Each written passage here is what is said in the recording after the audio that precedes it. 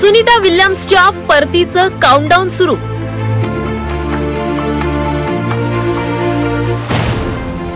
लवकरच सुनीता विल्यम्स आणि विल्मोरची घरवापसी।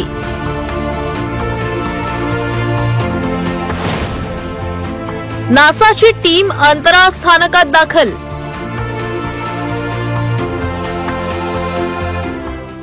गेल्या 9 महिन्यांपासून अंतराळात अडकलेल्या अंतराळवीर सुनीता विल्यम्स आणि बॅरी बूच विल्मोर यांच्या परतीचं काउंटडाऊन अखेर सुरू झालंय। अंतराळात अडकलेल्या सुनीता विल्यम्स आणि विल्मोर यांना घरी परत आणण्यासाठी नासा आणि स्पेसएक्सनं क्रू 10 हे मिशन लॉन्च केलंय। या मोहिमेअंतर्गत 4 अंतराळवीर यशस्वीरित्या अंतराळ स्थानकामध्ये पोहोचलेत। त्यामुळे येत्या 19 मार्चला सुनीता आणि विल्मोर पृथ्वीवर येण्याची शक्यता आहे। नासा आणि स्पेसएक्सचं क्रू 10 हे मिशन आहे।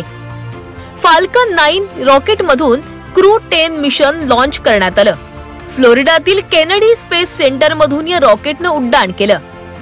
4 अंतराळवीरांची टीम अंतराळ स्थानकामध्ये दाखल झाली आहे। मोहिमेत नासाचे 2, जपान आणि रशियाचा प्रत्येकी 1 अंतराळवीर आहे। क्रू 10 हे अंतराळ स्थानकात क्रू 9 ची जागा घेणार आहे। हवामान अनुकूल असल्यास बुधवारपूर्वी कॅप्सूलचा परतीचा प्रवास सुरू होईल। ही कॅप्सूल फ्लोरिडाच्या किनाऱ्यावर उतरेल। त्यामुळे 19 मार्चला सुनीता आणि विल्मोर पृथ्वीवर परतण्याची शक्यता आहे।